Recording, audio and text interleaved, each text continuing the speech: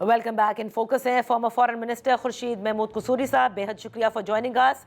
कसूरी साहब, जो इस वक्त तक के हालात आपको नज़र आ रहे हैं बयानात की सूरत में भी, और जो स्ट्रैटेजी आपको नज़र आ रही है ईरान की, उससे आपको क्या लगता है, क्या अमेरिका का या सदर ट्रंप की जानिब से जो रजीम अपनी मर्जी की होने का जो एक ख्वाहिश है वो आपको होता नज़र आ रहा है? पहली चीज तो ये मुझे पता ही नहीं कि प्रेसिडेंट ट्रम्प की ख्वाहिश क्या है। ख्वाहिश रोज बदल जाती है। अंग्रेजी का एक्सप्रेशन है कि normally is the dog that wags the tail. Israel America में कहा जाता है the tail that wags the dog, यानी कि इसराइल जो चाहता है। ये तो मुझे अमेरिका की पॉलिसी कम और इसराइल की ज्यादा नजर आती है। क्यों मैं ये कह रहा हूँ? प्रेसिडेंट ट्रम्प ने खुद कहा था कि जी हमारी जो उनसे न्यूक्लियर नेगोशिएशन है कामयाब होगी। मैं पता है ये मुझे जो अपनी रजीम चेंज की बात कर रहे हैं, लेकिन उन्होंने एक बात नहीं की जी। कभी न्यूक्लियर प्रोग्राम की बात कर रहे थे और उसके ऊपर तो कोई डाउट ही नहीं रहा। ओमान के वजीर खारजा ने क्लियर कह दिया है और सारी वर्ल्ड एजेंसीज ने new AFP Reuter word for word उसे कैरी किया। इतना इम्पोर्टेंट था कि उसने कहा था ना न्यूक्लियर का तो सवाल ही नहीं, बॉम्ब शॉम का। और उन्होंने तो यहाँ तक कहा था कि जो न्यूक्लियर मटेरियल ईरान इकट्ठे करेगा वो भी नहीं रखेगा पास, किसी और थर्ड मुल्क को दे देगा। सही। तो इसका मतलब क्लियर है कि ये ना तो न्यूक्लियर प्रोग्राम था ना कुछ और था, ये बुनियादी इजरायली पॉलिसी है। जब डर पड़ा इसराइल को कि ये तो मुआहदा होने वाला है तो उसने हमला कर दिया।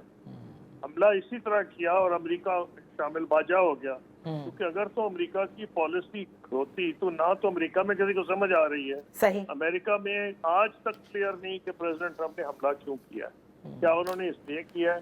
पहले तो वो कह रहे थे जी कि हम इतनी बड़ी खुशी का इजहार कर रहे थे कि बातचीत भी हो रही, करीब हो गए, हम ओबामा से बेहतर एग्रीमेंट करेंगे, और कोई ये नहीं समझ रहा था कि बड़ी चालाकी से धोखा दे रहे हैं। हाँ, लग तो वैसे ही रहा कि धोखा ही दे रहे थे, लेकिन इसराइल ने जब ये देखा कि एग्रीमेंट होने वाला है तो उसने हमला किया। जैसे 12 डे वॉर में भी ये हुआ था कि प्रेसिडेंट ट्रम्प कह जा रहे थे कि हम ईरान से एग्रीमेंट के करीब है और इसराइल ने हमला किया। तो होता ही है कि वो जो credit within inverted commas उनकी evangelist lobby, extreme right Christian lobby जो है, जो इसराइल को सपोर्ट करती है अमेरिका में, जो प्रेसिडेंट ट्रम्प का बेस है, हर दफा इसराइल उसका फायदा उठाता है और प्रेसिडेंट ट्रम्प शामिल बाजा हो जाते हैं, वो उसका हिस्सा बन जाते हैं, बजाय लीड करने के फॉलोअर बन जाते हैं। और उन्होंने ये अपने वोट, उनका ये ख्याल है, हालांकि प्रेसिडेंट ट्रम्प को रिलीजियस आदमी नजर नहीं आते, लेकिन उनको वोटों की खातर वो हर काम करने को तैयार है। उनका ख्याल है कि मिड टर्म में हालात क्योंकि बुरे हैं उनके लिए, शायद बेहतर हो जाएं, मेरे ख्याल में बदतर हो जाएंगे। तो पहला तो जवाब ये है, पॉलिसी अमेरिका की थी कोई नहीं, ये इसराइल की पॉलिसी है जिसको अमल दरामद हो रहा है, जिस वजह से आपको फ्लिप फ्लॉप नजर आ रहा है, बयानात में तजाद नजर आ रहा है। यूरोपियन यूनियन उनको साथ नहीं दे रही, दुनिया का कोई मुल्क उनके साथ नहीं। मैंने फॉरेन मिनिस्टर तो मैं जब बैठा था यूनाइटेड नेशन में, छोटे छोटे मुल्क मुझे नजर आया करते थे डेस्क के साथ। एक मुल्क जजीरा भी इनके साथ नहीं है, क्योंकि इसमें पॉलिसी कुछ नहीं है। तो समझ क्या है किसी को कि उन्होंने हमला क्यों किया? सर, इंटरनेशनल कवानीन तो सारे लेकिन तब्दील हो गए ना। जो आपके ज़माने में होते थे, एक रिस्पेक्ट थी, एक UN चार्टर को सब फॉलो करते थे, वो अब होते नज़र नहीं आ रहे इस दौर में। आप ये फरमाइएगा कि पाकिस्तान की तो क्योंकि ये जंग नहीं है, लेकिन जाहिर है कि emotionally Pakistan religiously culturally Iran के साथ, और जो कुछ वहाँ पर हुआ है, सुप्रीम लीडर की शहादत, ये सब में हम देखते हैं कि हमारे जज्बात हैं। लेकिन आप क्या समझते हैं कि पाकिस्तान को किस तरह से आगे बढ़ना चाहिए, कि ज़ाहिर हिस्सा भी है हम इस खत्ते का और वो हमारा नेबर भी है? जी हाँ, इसमें कोई डाउट ही नहीं है, और ये बहुत बड़ा चैलेंज है। ये इस हुकूमत के लिए भी चैलेंज है। मैंने ऐसे चैलेंजेस खुद बर्दाश्त किए हैं जब हम अमेरिका के एलाइज थे, लेकिन उन्होंने इराक पे हमला किया तो हमने मुखालफत की थी। अब सवाल ही आ रहा है पाकिस्तान क्या करे। पाकिस्तान एक बड़ी मखमसे में है, बड़ी मुश्किल है। एक तरफ ईरान, अफगानिस्तान और हिंदुस्तान के साथ हमारे ताल्लुकात बहुत खराब है, इसलिए कोई ऐसा पाकिस्तानी इस वक्त जो फॉरेन पॉलिसी से वापस फॉरेन मिनिस्टर, वो ये तो नहीं कहेगा कि जानबूझ के आप अमेरिका के ऊपर अपने बौछाड़ कर दें, सही। उन पे अटैक कर दें। क्यों? कि तो आप अपने आप को नुकसान पहुंचाएंगे, इंडिया को फायदा पहुंचाएंगे।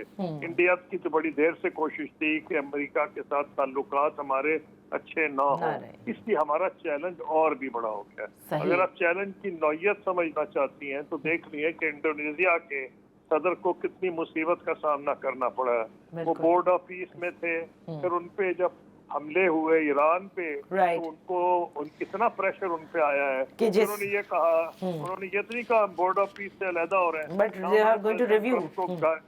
ना उन्होंने प्रेसिडेंट ट्रम्प को गालियां दी।